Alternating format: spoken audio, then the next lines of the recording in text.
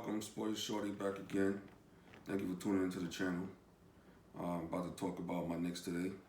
So, your Knicks are in the playoffs after how many years now? Uh, 2012, 2013 season was last time they made the playoffs. Wow, okay. And how you feeling about that?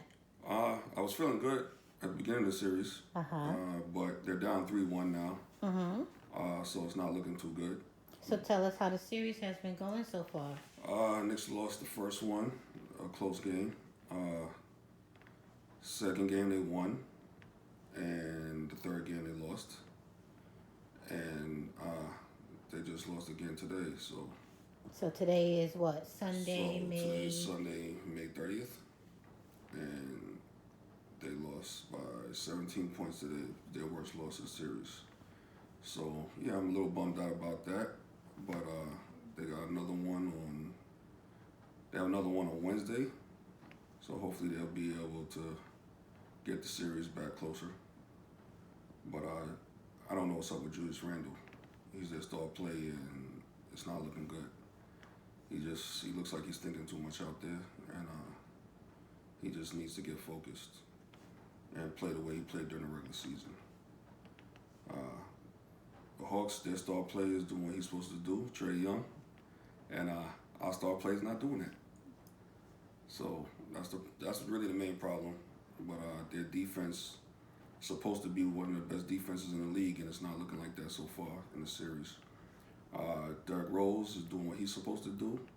He's looking like one of the better players on the Knicks this season. But he needs help.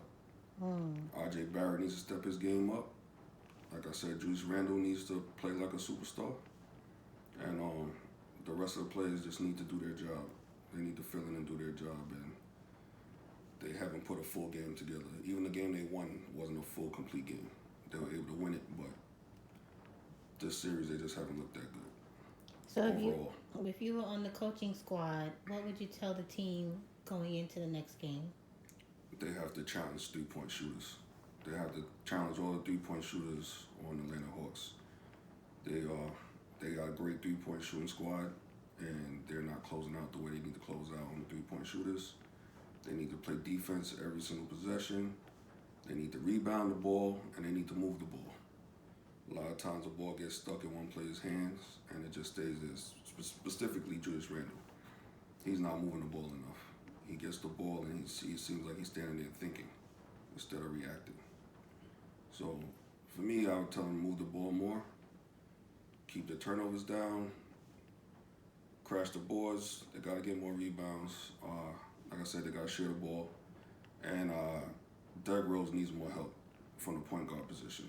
He's doing too much. He's supposed to be a bench player. He's in the starting lineup now, and he's been playing well over 30 minutes a game. He's over 30 years old. And they need to lessen his minutes if they can, and they need another point guard to step up. Whether it's quickly, whether it's Elfrid Payton if he gets back in the game because he's been out. He hasn't been playing, but they need more ball movement, and they can't strictly rely on Derrick Rose the way they have been. But that's what I would tell them, and they have to play with confidence. They have to take their open shots and be confident. R.J. Barrett has to do that. His shot's been up and down, and he needs to play better. But Julius Randle needs to play the way he's played during the regular season. He's been a big disappointment in the playoffs. He was great during the regular season. He's just not playing like a star. And he was voted in the most improved player in the NBA this season. So he's got the potential. He's just not playing that well in the playoffs so far. Hopefully he's not hurt. They haven't said he's hurt, so I'm assuming he's not hurt. But that's really what Coach Tibbs needs to say to his players. I don't know if he has, but that's what he should be telling them. And if he's not hurt, what is your opinion on what might be the cause for him overthinking? Well, this is his first playoff series. I'm pretty sure he hasn't been in the playoffs at all in his career. I believe this is his first playoff series, so maybe it's just playoff jitters. He's not used to being in the playoffs. I'm pretty sure this is his first time in the playoffs, and he's just not used to it. It could be that, Maybe he's just thinking too much. Like I said earlier, I think he just may be thinking too much. And I think that could be a problem. But and you gotta give Atlanta defense credit. They're putting they're throwing a defense at him that's frustrating him. I think he's getting frustrated during the game. I think he's looking for foul calls that he's not getting, and I think that's frustrating him. I feel like if he just plays the game, lets the game come to him, and not overthink things, I think he'll be fine. I feel like he's trying a little bit too hard. I think he needs to relax and let the game come to him, and not force things. I think he's pressing a bit too hard. That's what I see on the court. Okay. I think if he just relaxes and moves the ball, I think he'll be fine. And take his shots with confidence and not wait. He holds the ball too long sometimes, waits for the double team to come. I think once he gets the ball, he needs to just go. I think that will help him out. With Randall, that's all I have for him. I think that's just basically what he needs to do. Any others? Bullock cannot play a game and not score. He didn't score any points today. I get it that he normally guards Trae Young, but he has to score. He can't play 20-something, 30-something minutes and not score at all. Can't do that. Quickly, I get it, he's a rookie, but he can't play and not score. There's a few players on the team that need to score. And Bullock can't put up a donut. Quickly can't put up a donut. Like they gotta score points. Burks, he played okay. Barrett played okay, but they both can do more. It's pretty much a total team effort, and I think everybody has to chip in, especially playing against a talented team like Atlanta. So why do you think that's not happening? I don't know, cohesion. I just think they're not playing as a cohesive unit. I don't know why that is. I don't know if the Atlanta defense is getting to them. I don't know if lack of foul calls might be getting to them. I don't know, but they're not playing the way they were playing during the regular season. Not for 48 minutes. There might be stretches during the game where they play well, but they're not putting a full game together. And I think that's hurting them.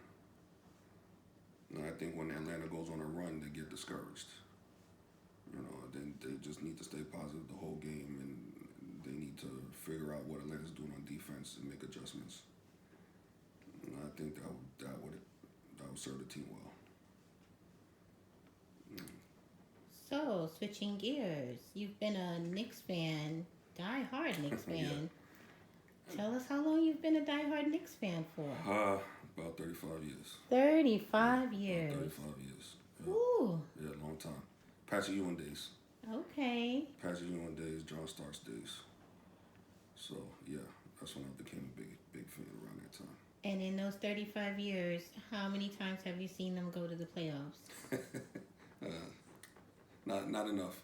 Is this I don't the second remember how many time? times. Nah, they've been there more than that. Uh-huh. They used to actually go to playoffs a lot back then. Okay. They just lost to Michael Jordan and others. But they used to go to playoffs back then a lot. Okay, so before this season, do you recall when was the last time they were in the playoffs? 2012, 2013 season. So it's been a good stretch. It's been a good 8 or 9 years. So how are you feeling going into the playoffs? You must have been really excited. I felt great. I felt great going in. I actually thought we would win the series. I mean, the series is not over, but it's not looking good.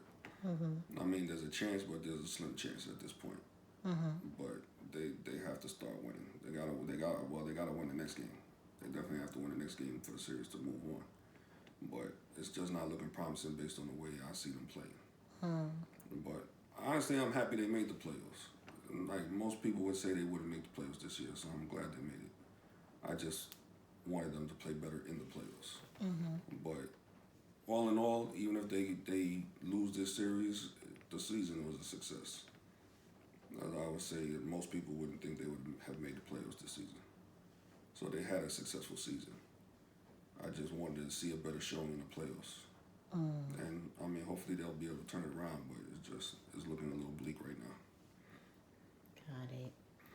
So any last words for your viewers? I want to touch on one last thing. Uh-huh. It has nothing to do with the Knicks, really. It has to do with fans. Mm.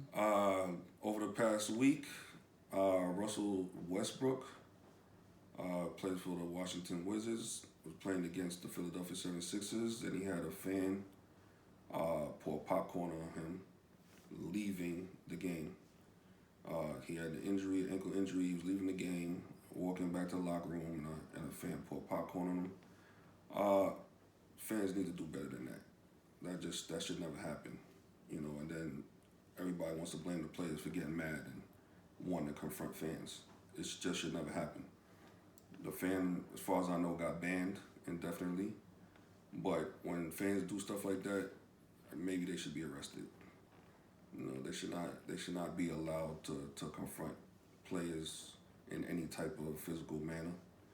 And even though the fan didn't put hands on them, pouring popcorn on somebody is still considered an assault. Is the way I see it. Another thing, Trae Young had a fan spit on him in Madison Square Garden. Yes, I'm a Knicks fan, but I don't condone any fan doing that, whether it's in New York or otherwise. Luckily, the fan did not hit him with the spit, but that should never happen. You know, I think that's disgusting. It should never happen in the game. The NBA needs to do a better job of protecting the players, and they can't be mad when our players actually react. I mean, these players are human, you know, and like Russell Westbrook said, this would never happen to him on the street. People would not do that. You know, fans sometimes feel like just because they paid for an expensive ticket gives them the right to say and do whatever they want to players. I don't really have a problem with fans heckling players, but leave like physical contact out of it. Leave that out of it. Leave the players' families out of it. If you have something to say to the player, say it to the player. Leave the families out of it. That's pretty much all I have to say on that. But that's just I strongly feel that way. Just fans, just watch the game. Watch the game. Say what you want to say within reason. But don't ever put hands on a player. Don't throw anything at the players. You know, just watch the game. Enjoy the game and leave it at that. That's really all I got today. Okay. Well, we look forward to talking with you next time. Where can people find you? Do you have any other social media platforms? Sporty Shorty Instagram. Sporty Shorty 517 Instagram. And my YouTube, Sporty Shorty 517. That's really about it. Okay. Well, until next time then. All right, signing out. Peace.